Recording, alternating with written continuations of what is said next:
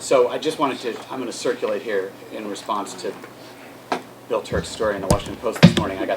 These were the first two emails that I received, and I'm going to circulate them. One of them, I'm just going to read a quick excerpt. First one says, you are amazing and ahead of your time for recognizing and taking action to stop the harm we are doing to our planet with the use of chemicals on lawns and gardens in general. If only those opposed to what you are doing could put the good of all above their personal pleasures, the world would be a better place and our planet and its inhabitants would be healthier. That's message number one. Message number two says, I deeply resent this proposed intrusion into my home life choices by a bunch of liberal thinkers who believe they know best for everyone. You should have plenty of other important topics in Montgomery County to keep yourself very busy. Get cracking on those matters. When you get too tired, go home to your nuclear-free zone and think things clearly.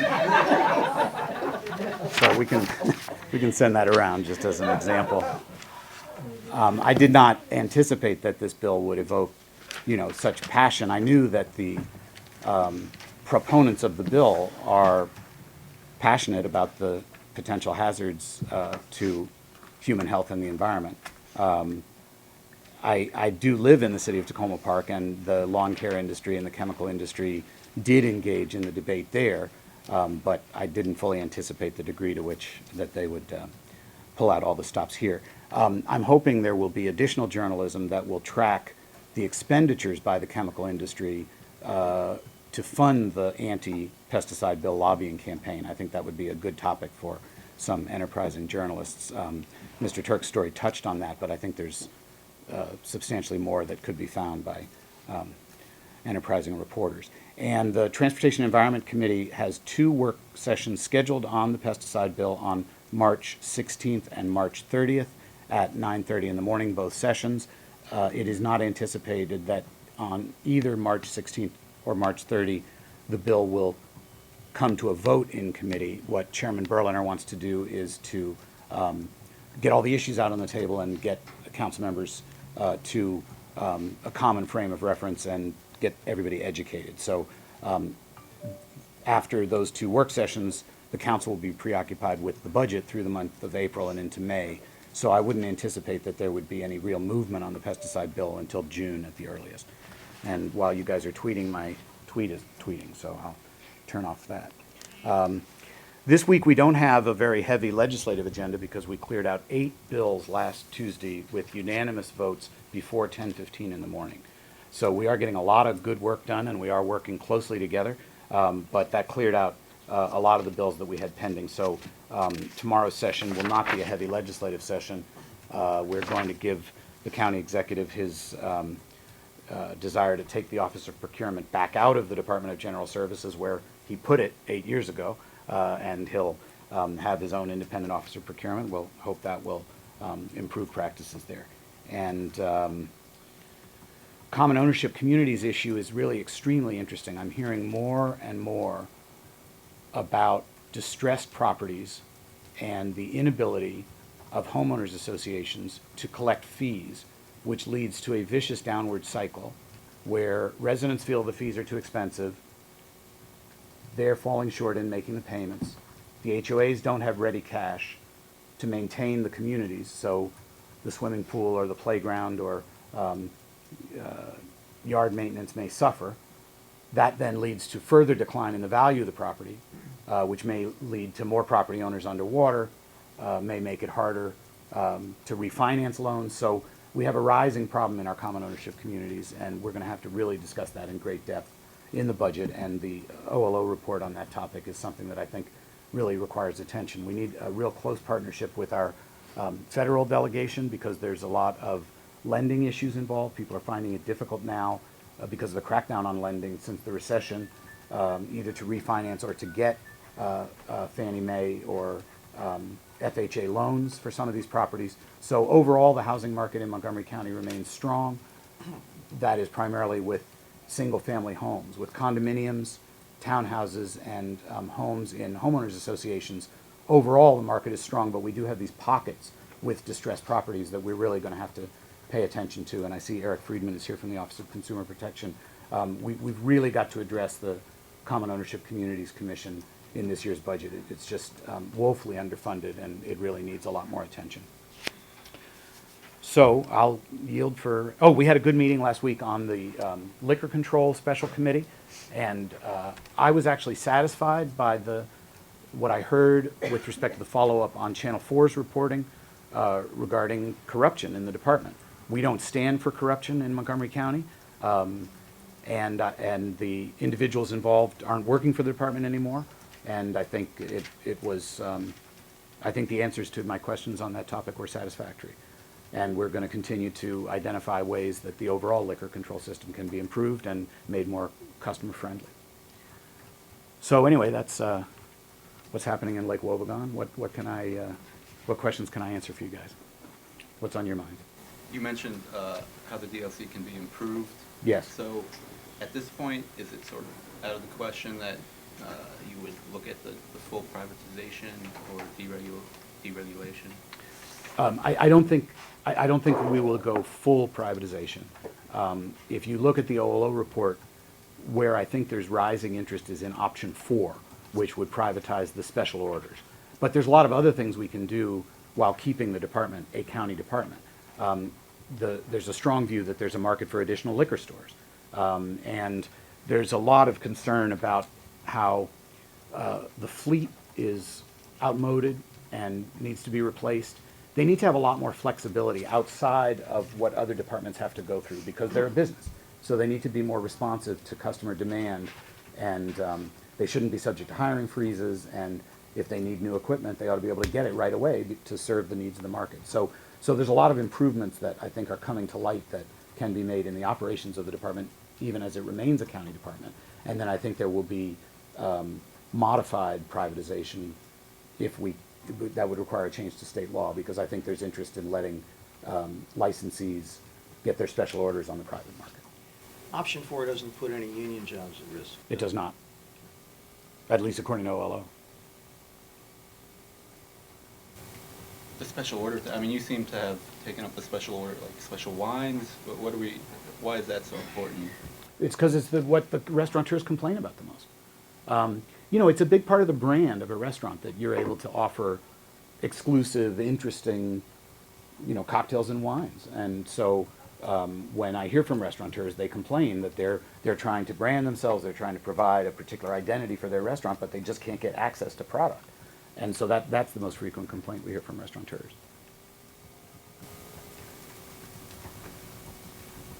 How did you feel about and I cannot remember the name of the family, but the kids who were walking alone back home? How do you feel about how that turned out?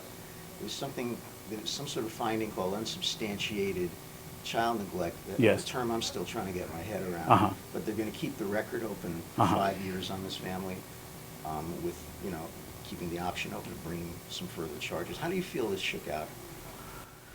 I think that the Child Protective Services staff are on the horns of a dilemma. They can't not respond when a community member indicates that children may be at risk. They have to respond under state law. They don't have any choice. And I think, they're taking a close look at their internal procedures. I think the family has been eager to tell its story. I think the family has kind of a philosophical agenda that the family wants to promote. So although the family says the attention is unwelcome, I think they've been seeking some of the attention out. But the matter is basically disposed of now. And so there's not any further ongoing investigation. The matter's been closed. So although the family feels, they say they still feel vulnerable and exposed, within HHS, it's been put to bed, unless there's another complaint. But they're not still under review or under investigation now. The matter's over with. Your discussion tomorrow with Van Holland, what are you hoping to talk about? Today. Oh, today, excuse me. What are you hoping to talk about? Well, the first question I'm going to ask him is I want to hear about his work in Cuba. I think it's absolutely fascinating. He's played a really important leadership role. He was very involved in bringing our constituent Alan Gross back home. And I just think it's extremely interesting. It's not necessarily Montgomery County specific. He's just, it's exciting. And he's played a really important role there. We certainly will ask him to continue his strong advocacy for the Purple Line. We need, vigilance at the federal level for that project. And the issue that I spoke about a few minutes ago with respect to common ownership communities and distressed properties, I think is something we need help from our federal delegation on as well. Those are things I have on my mind. Other council members will have other questions. So this is not just an endorsement event, this is gonna be a We're- sit around the table? We're looking at two different events. Okay. Okay? So at noon, run by Chris Van Hollen's campaign with no public resources going into it, council members will endorse Congressman Van Hollen for senator. That's a campaign event on the steps of this building where any group can rally. It's available to any member of the public anytime. And lots of people, as you know, rally on the steps of this building. And so there will be a Van Hollen campaign rally at which council members will express their support for the congressman to become our next U.S. senator. Right. Then at 12:30, we had a long previously scheduled luncheon where we'll get into official business, and that's hosted by the county council, but it's open to the public and it's been publicly noticed. But they're two different events. How long previously scheduled? Oh, before Barbara Mikulski's announcement. We didn't know that Chris would end up running for senator. So, this is obviously shaping up to be a potentially bruising Democratic primary for this seat.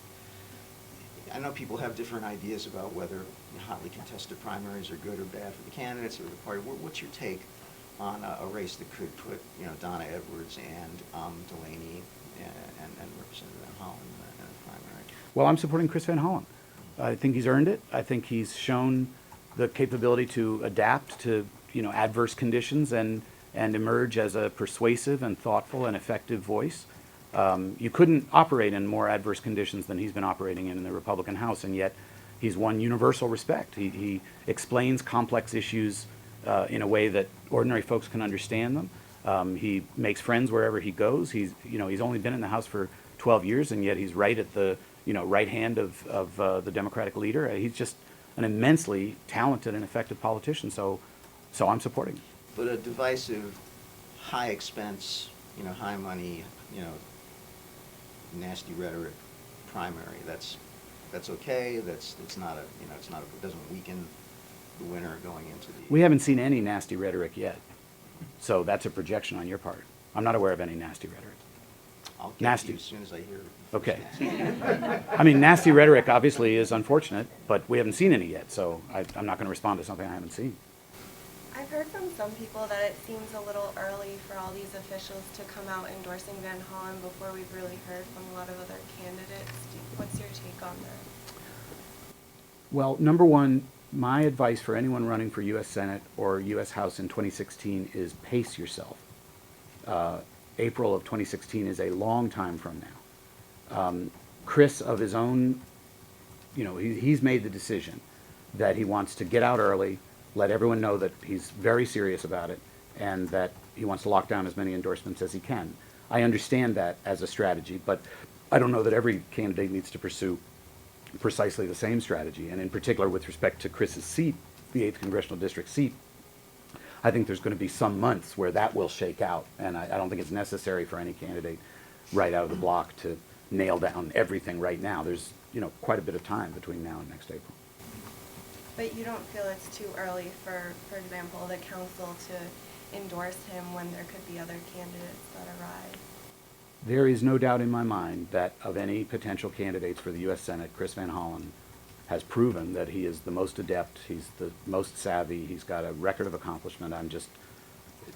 We all anticipated that the day would come when he would be a candidate for U.S. Senator, and now it has, and we know him. I mean, this is not some random judgment. We're expressing our confidence in him over many, many years of working with him. Are you potentially limiting the field, though, by endorsing someone? I'm sure that's what Chris wants. The race for his seat looks like there could be any number of candidates in that. Talk about, the Senate race could be potentially pretty bruising. The race for to replace him could be even more so.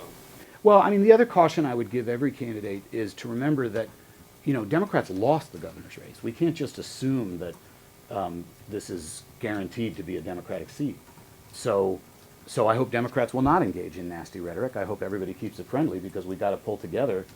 And I'm speaking as a partisan Democrat here in response to your question. There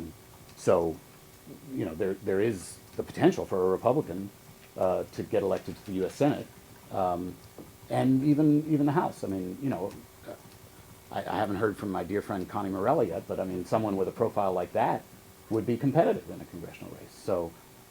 So I think Democrats need to remember that it's not a given. This is not a one-party state, and so anymore. Maybe it was at one time. So Democrats need to be on their best behavior if we want to keep the party unified after the primaries over. Being that I was a little late, you may have talked about this already, but there is a hearing later today on body cameras for the police force. Right. Talk about what the council's looking at, what the police force is looking at, and your personal thoughts on it. Well, I would encourage the press to speak to Chairman Elrich of the Public Safety Committee. I understand that Chief Manger has a pilot that he's going to be rolling out where some numbers of our officers will be equipped with body cameras. We're all going to learn the details of that at the same time. I haven't received any advance briefing from the Chief of Police, but we're taking the issue extremely seriously. Thankfully, we don't have deaths in Montgomery County like have occurred in other jurisdictions, but it is also true that even in Montgomery County, African Americans are incarcerated at a disproportionate rate, and we have heard concerns over the years about racial profiling, and so in general, I'm friendly to the idea of body cameras, but there are significant costs involved, and Chief Manger is going to grapple with that issue this afternoon, and again, I would encourage the media to speak with Chairman Elrich about it. George, a week from today, Ike introduces his budget. What are you anticipating that we're going to see coming down the pike in 2016? I am anticipating that, as we have done all year, the council will work very closely and effectively together, and that we will work with the county executive, and that by the third week of May, we will have a balanced budget that will ensure excellence in service delivery at a reasonable cost to the taxpayer. Have you received any updates about snow removal and the cost to the county? It's hugely expensive. Were It's you- bad. It's a problem. It's, I don't have numbers. They're still calculating those. I mean, they're still cleaning up. They're still spending money. So we'll have that fairly soon, I imagine. But, I mean, Ike will have to factor it into his budget. It's a big problem. It's been a big cost. Where We does need money to come? start budgeting more going forward. No, we always take money out of the reserve. We don't, it's, I mean, it's always as circumstances warrant. And the money comes from the reserve fund It when it does, goes over? yes. We've always done it that way. I don't think there's any need to change the way we budget for it. And how did we handle this winter, in your opinion? I mean, were we efficient? Were we effective? Yeah, I will tell you anecdotally, the numbers of complaints from constituents, I'm hearing very few. In prior years, I recall where, round the clock, constituents are complaining about failure to plow their streets, and we've heard some of those complaints, but really very, very few. I think our Department of Transportation overall has done a very good job. What about potholes? Have you experienced those? Yes, and- yeah, that's going to be a problem. I mean, these are real costs. Weather brings serious costs associated with it, and we'll have to cope with that in the budget.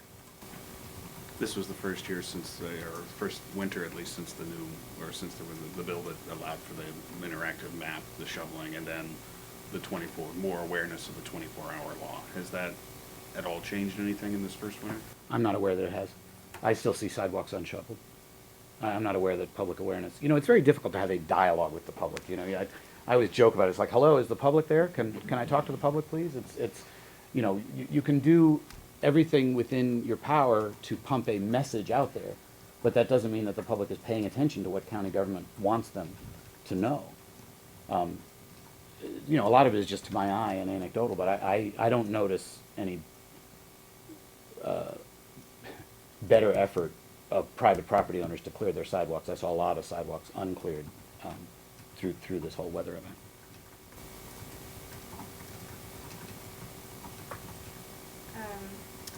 Sort of related to dialogue with the public, I know you were at the forum on Saturday for Yeah. a little bit, and Mhm. I was curious for your thoughts on any new solutions or any next steps you think could come from that. I give Roger Berliner a lot of credit.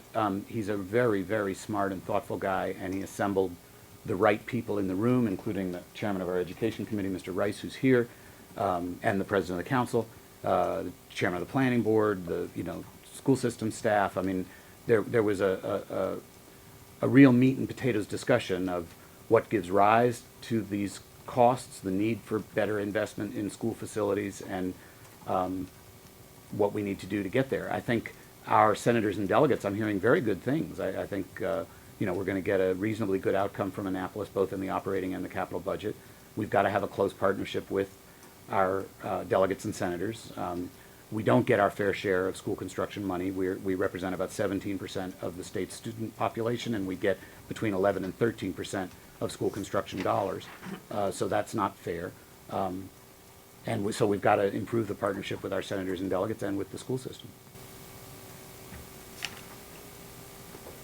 And then, so a lot of people were talking about that, but I think people were also trying to think about, since we can't always control how much money we get, what other types of solutions, whether it's architecture or planning processes, could change. Did you have any thoughts on? Well, I would like to see some creative approaches, and I mentioned those in my remarks. I mean, I think I saw Comptroller Francher over the weekend, and he's promised to give me a briefing on his view, which I'm not subscribing to necessarily. I want to understand it better, that we should be doing more to maintain the facilities we have before we go to new construction. Now, I don't know how relevant that is to a jurisdiction like ours where the population is growing so dramatically. So, you can invest in existing facilities, but if there just isn't enough space, then maintenance really isn't the issue. So that's issue one. Issue two is I'm constantly hearing this refrain from commercial property owners, we all hear it, that they have a ton of vacant space and they can't find anybody to occupy it. And then you hear constantly from the school system that they have this enormous space shortage and they don't know where they're going to get additional space. Somehow, those two facts ought to be better coordinated. And particularly where you may have special populations, where you may have high school students in a special program. I don't know why we aren't looking at more creative use of leased space. The market is extremely favorable for leasing right now. Landlords are eager to fill space, and I know that in the long run, it makes more sense for the taxpayer to own facilities than to lease it. But in the short run, we're investing in trailers. Why couldn't we invest in leasing some space? I'd like us to explore that. And then the third thing is what Chairman Rice has raised and gotten kicked in the teeth for is the question of boundaries. And, as I said on Saturday, if we had confidence that the quality of our schools was uniformly superb, which is what we aspire to, then boundary changes wouldn't be so politically radioactive. But we have disparities in quality, and so people don't want to be transferred out of a very good school cluster into a school cluster that doesn't have as good of a reputation. But if we continue to work on closing the achievement gap, and if we move towards the goal of uniformly superb quality across the board, then we could be a little more flexible from year to year or decade to decade to deal with some of these demographic shifts through boundary changes. So these are some of the creative approaches that I spoke about on Saturday. Do you think that there is a correlation between the achievement gap and the overpopulation of certain schools? Yeah, there has to be, sure. I mean, the research shows that class size is a detriment to a good learning environment. So, and I guess, but I don't think it shows that, necessarily our less populated clusters are higher performing. Do you know? I don't know. Isn't Poolsville the highest performing school in the county? I think there is a correlation. Okay. Yeah. Maybe Chairman Rice would like to speak to that. Okay.